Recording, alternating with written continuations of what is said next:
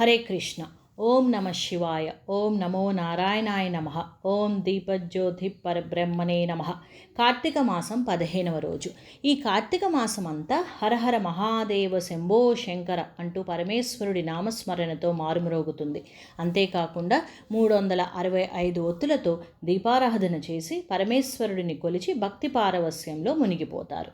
అలాగే అరటి దొప్పల్లో కార్తీక దీపాలను వెలిగించి ఆ దీపాలను పున్నమి వెలుగుల్లో నదిలో వదిలే సన్నివేశాన్ని ప్రత్యక్షంగా చూసి తరించాల్సిందే. ఇక రుద్రాభిషేకాలు, రుద్రపూజ, లక్ష బిల్వదల పూజలు, లక్షపత్రి పూజ, అమ్మవారికి లక్ష కుంకుమార్చన, ఇలా ప్రత్యేక పూజలు వ్రతాలతో ప్రముఖ ఆలయాలన్నీ కిటకిటలాడతాయి. కార్తీక మాసంలో ప్రతిరోజు శుభప్రదమైనదే. ఒక్కో రోజుకు ఒక్కో విశిష్టత ఉంది. ముఖ్యంగా కార్తీక పౌర్ణమి మరింత పవిత్రంగా భావిస్తారు. ఈరోజు చేసే పూజలు, ఆచరించే ఉపవాసాలు ఇంకా పవిత్రమైనవి.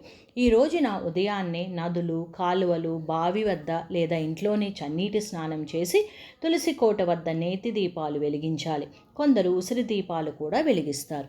భోలాశంకరుడిని, శ్రీ మహావిష్ణువుని భక్తి శ్రద్ధలతో పూజిస్తారు. హిందూ పంచాంగం ప్రకారం ఈ ఏడాది కార్తీక పౌర్ణమి తిథి నవంబర్ 4వ తేదీన రాత్రి 10:30 గంటలకు ప్రారంభమై నవంబర్ 5వ తేదీ సాయంత్రం 6:45 గంటల వరకు ఉంటుంది. అంటే ఈ ఏడాది పౌర్ణమి ఘడియల్లోనే సూర్యోదయం జరుగుతుంది. ఈ కార్తీక పౌర్ణమి రోజున పవిత్ర స్నానం ఆచరించిన తరువాత 365 ఒత్తులతో దీపారాధన చేయడం, ఉపవాసం ఆచరించడం, శివకేశవులను పూజించడం మంచిది.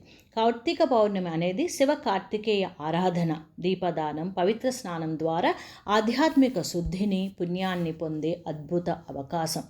నాగేంద్రహారాయ త్రిలోచనాయ భస్మాంగరాగాయ మహేశ్వరాయ నిత్యాయ శుద్ధాయ దిగంబరాయ తస్మై నకారాయ నమః శివాయ. ఈ శ్లోకం శివ పంచాక్షరి స్తోత్రంలో భాగం. ఈ స్తోత్రం ఓం నమః శివాయ అనే మహన్మంత్రం యొక్క 5 అక్షరాలను నా, మా, సి, వా, య స్తుతిస్తూ శివుని మహిమను వివరిస్తుంది. ఈ శ్లోకం ద్వారా భక్తుడు శివుని మహిమను వివరిస్తూ నమః శివాయ మంత్రంలోని ప్రతి అక్షరాన్ని శ్లాఘిస్తూ ఆ పరమేశ్వరునికి నమస్కరిస్తున్నాడు. మా ఈ ఛానల్ ద్వారా చాలా విలువైన సమాచారం అందించే ప్రయత్నం చేస్తున్నాం. సబ్స్క్రైబ్ చేయడం ద్వారా మీ సహకారం కోరుకుంటూ సర్వం శ్రీకృష్ణార్పణమస్తు. సర్వే జనా సుఖినో భవంతు. లోకా సమస్తా సుఖినో భవంతు. శుభం భూయాత్. హరే కృష్ణ.